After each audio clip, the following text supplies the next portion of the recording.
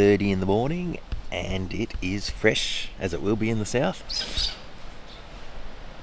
Today, another 500 k's, but there's not a lot going on. Well, besides a headwind again. So it's more about just getting through this section. There is one interesting section that's not so interesting along it. I'll explain later. Now, pack up, keep warm, and move on. A little bit of dew to start the morning. I'm going to quickly see if I can get this hand grip off the heat warmer one to see if I can just get by until I can sort it out somewhere. So that cable doesn't keep killing the kill switch. Killing the kill switch, yeah. We'll see. Hopefully I just slide it off. Gather it's sticky underneath, but it's better than me having it slip all day and drop off speed.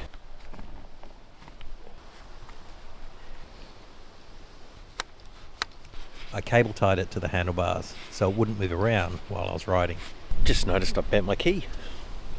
Don't know when. Anyway, I do have a spare. Travelling with a spare. I mean, it still goes in, but I'm going to swap over to the spare because it's straighter and use this as the backup.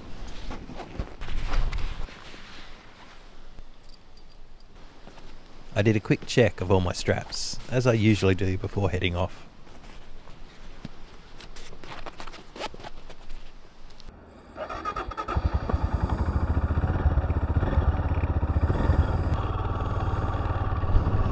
I made my way out of the campsite. Today's ride was going to be around 500 kilometres. Basically due west with a little bit of south.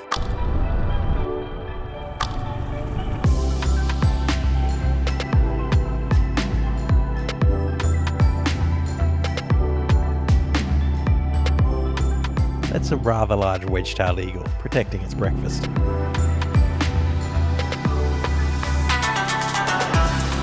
I came across an oversized load, and well, when I say oversized, I mean extremely oversized. I got waved past by the guide vehicle. There were two of the massive mining dump trucks, and they towered above me, and that's with their wheels off. Like most things, the camera doesn't do their size justice, but compare them to the trucks pulling them, they look small compared to the mining trucks.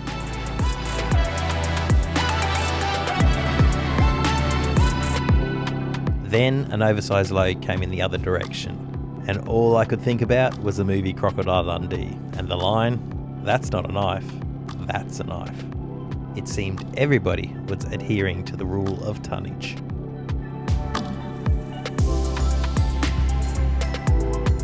The caravans were crawling into the headwind, but this guy was probably enjoying the headwinds even less than the caravans.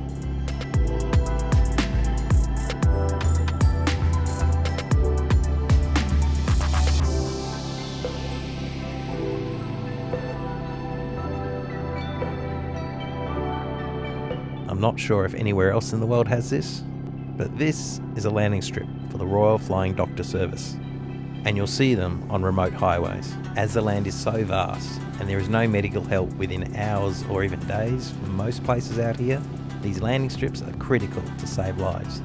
You'll find somewhere along the runway a section for the planes to turn around.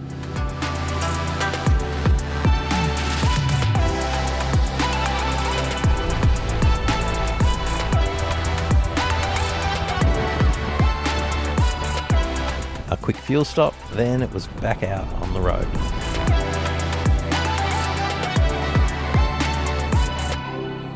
Then riding straight for a couple more hours until you reach the next place to fuel up and grab something to eat.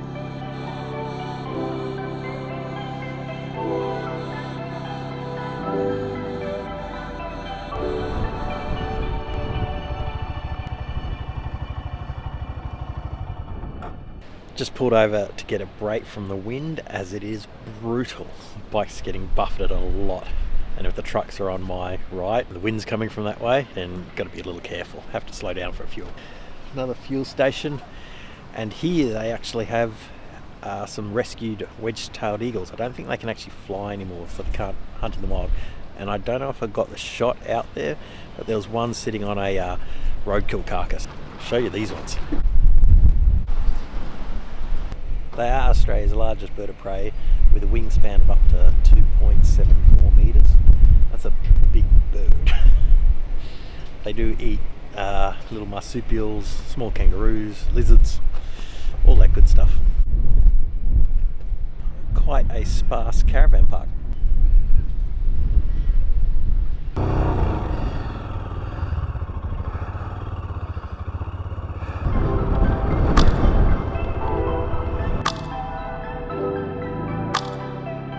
The bag on the back didn't feel quite right, so I stopped to adjust it.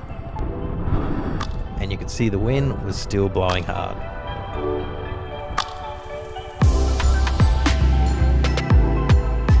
Then it was back to riding straight for an hour or so, until I reached the next place to fuel up and stretch the legs.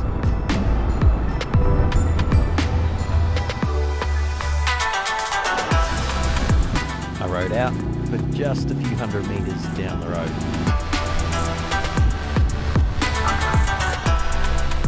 I think you'd call this interesting, very boring thing. I'm about to begin the 90-mile straight, which is the straightest road in Australia. 90 miles, dead straight, 146.6 kilometres, and a headwind the whole way. So, I think I'll just be leaning the whole way. I'll see you at the other end.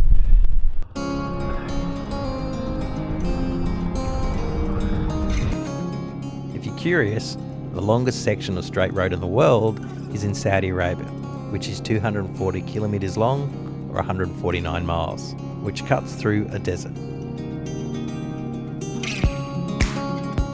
This highway was named after the explorer Edward John Eyre, who was the first European to cross the Nullarbor by land in 1840 to 1841. The construction of the east-west telegraph line in the 1870s along Eyre's route resulted in a hazardous trail that could be followed for interstate travel. The current highway, although at the beginning was just a dirt track, was built in 1941 to 1942. Finally, I made it across the 90-mile straight and took the first turn. Well, slight bend in the road you'd probably call it. But funnily, the road could have been straight for even longer, with barely a slight left and slight right, and then straight again. Another Royal Flying Doctor Service landing strip. I finally made it the 500 kilometres to Boladonia Roadhouse, and I was toast. So I decided to camp here tonight, hoping there might be somewhere to shelter from the wind. It didn't look like there were many options, but eventually I found a stone wall that I hoped would do the job of shielding me from the wind. So after 500 k's and probably, I don't know, it's taken me 8 or 9 hours into a nightmare of a headwind, there's 200 k's till the next anything from here. So I thought I'd end the day here. It's about 3:34, and the only place I could find sort of out of the wind is these rocks here, so hopefully it won't blow the tent too much. I'll have the traffic and trucks coming past in the middle of the night, but at least the tent hopefully will stay up. We will find out. Did I mention I've got everything on and it is like ice out here? Joys of travelling on a bike.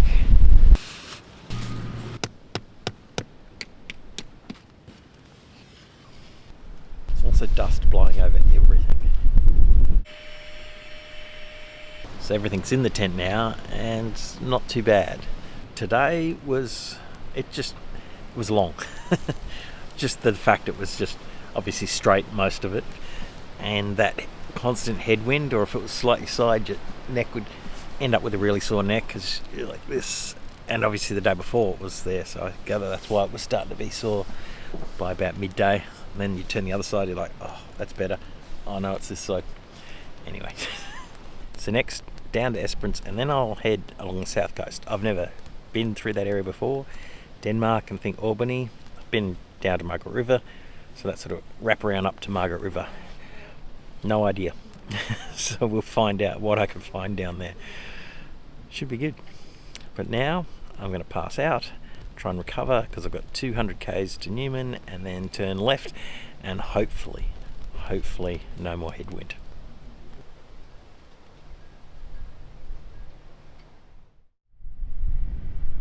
I woke up just as the sun was getting up, and again I was the only person in a tent. Was I doing this wrong? Morning. It is down to 4 degrees. It's getting cold. I think I'm going to break out my emergency pack. I have these little hand warmer things that you use in the snow for your hands. I'm going to use it on my hands, then put it down my top while I'm riding. I think this morning is worth it, and I've just got the bottom of WA and up, and after that I won't need them, so why not use them now? Camping by the wall here definitely worked, which is good. And well, my tent probably needs to be clean. Esperance might be a place to clean some things. I'm also putting the onesie in the back of the bag so it's easy access. It's apparently raining where at Esperance, so I want to be able to scramble and not have to drag it out of the bottom.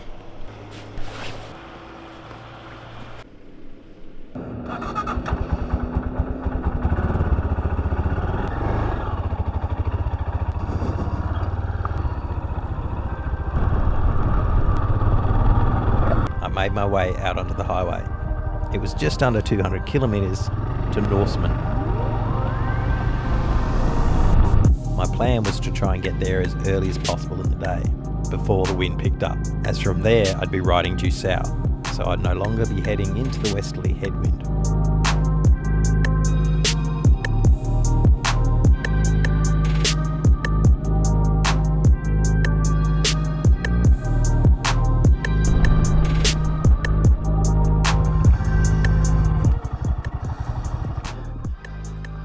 Just had to pull over because it's cold out there. Most of me's fine, just my right hand. And of course the hand warmers on the right side isn't attached because it kept slipping. So I'm just using the little glove thing just on my hand to try and warm it up. I'm a bit over halfway to Norseman, I think it is. So I'll be able to hopefully find something warm to eat there. Other than that, it's all good. So it's that balance between I don't get this massive headwind, it's picking up but I won't get most of it, or I get the cold. So the cold it is for the moment. I should be fine. Oh, ooh, wow, look what I spotted. Wow.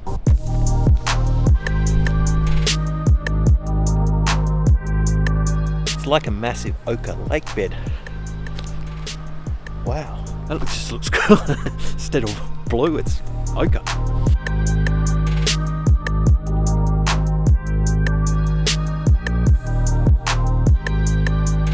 What a random spot to find. Well, the wind's picking up, so I better get moving to make that turn at Norseman. Back onto the very straight highway again.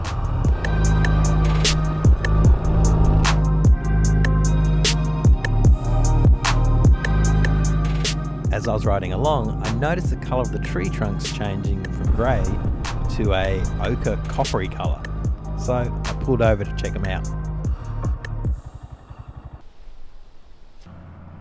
That's insane. It's like it's from the ochre dirt. It's almost like a copper gold. It's pretty wild, and they look exactly the same trees as the ones with the grey trunks. It's wild. They just stand out as you're riding along like this coppery gold looking thing. I wonder if it's the ochre dirt. Does anybody out there know? I have so many questions. Then I spotted one of the trees that had the coppery gold on one layer, then green on the next. No idea. Just to show you, there's nobody around.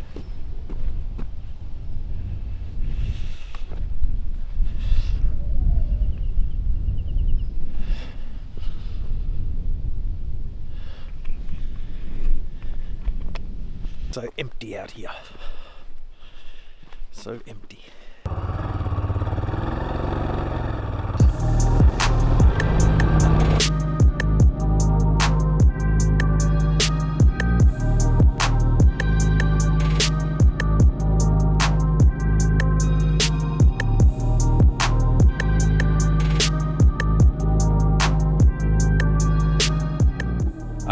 to Norseman.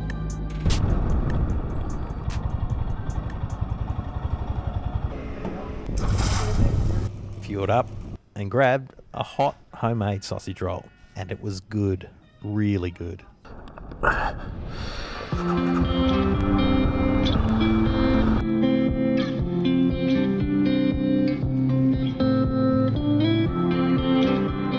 There is a benefit of long straight roads. It's a lot easier to pass road trains, as you can see for kilometres into the distance, to check for oncoming traffic.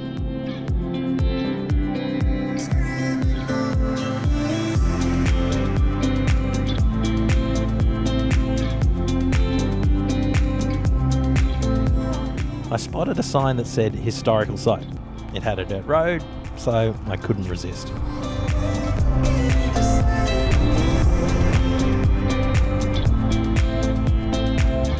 There was only a plaque stating this was a site of an old town that no longer existed, but nothing else. So I turned around and headed back out to the highway.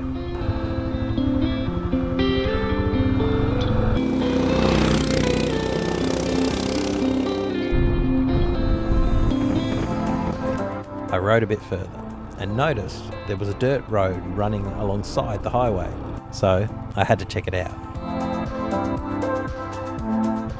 What I'd found was way more fun than the highway, a dirt track running parallel.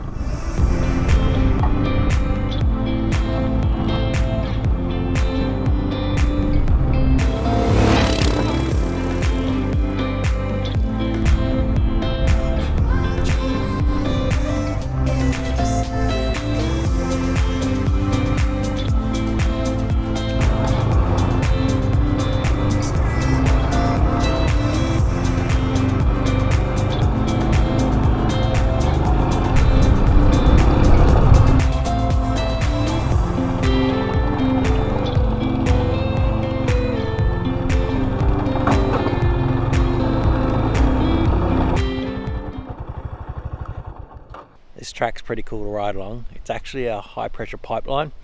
Basically the signs are saying danger, don't dig. But yeah, besides that, which I'm not going to, it's pretty cool. Then you come across these lakes, well, just dried out lakes, most of them. I guess they fill up when it rains, but they're a bit of fun to ride on as well. Bit of sand, bit of mud. This one actually has a little bit of water still in it. The joys of exploring with no real destination, no real time frame. It's awesome.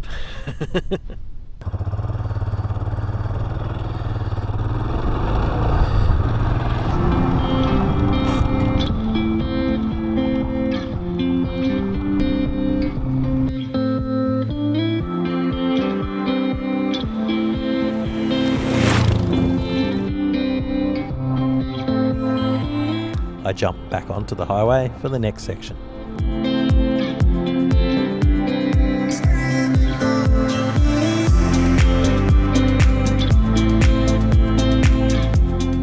Then I came across the train line again and saw another track along it, so of course I took it.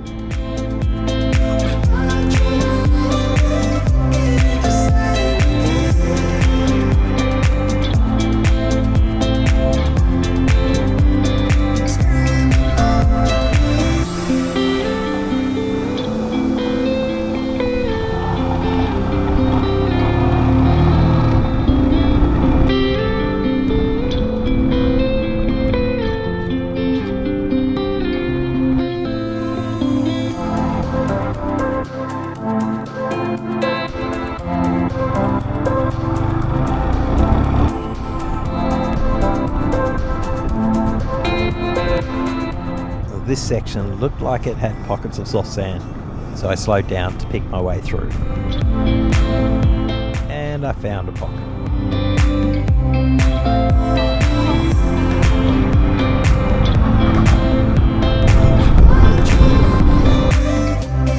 Another dry lake, but this one was much larger. Back out on the highway, then back onto the side roads. This was way more fun than sitting on the same speed all day on the highway.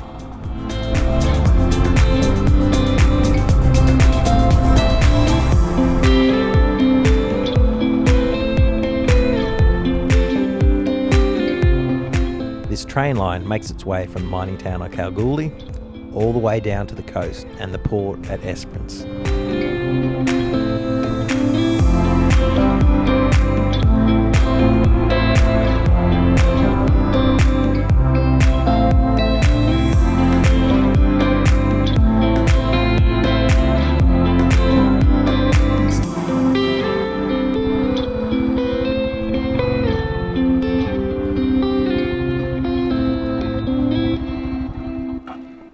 Pulled over here at Scandon, which looks like a 2-building town.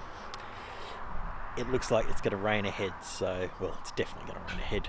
So I'm going to put the rain suit on and cover the bags and the backpack I'm in, and yeah, deal with another wet, wonderful winter rain shower.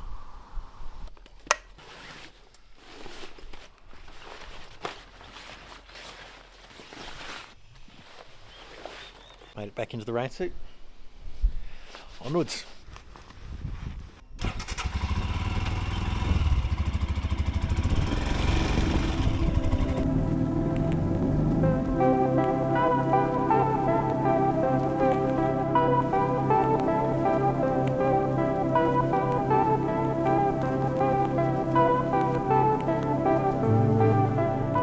As I got closer to Esperance, the skies opened and the rain came down.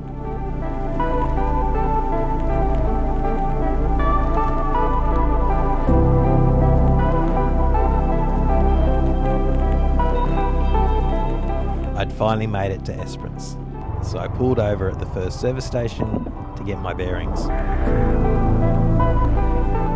I had checked the weather earlier in the day and it said there was going to be heavy rain for the next few days. So I came up with a plan B.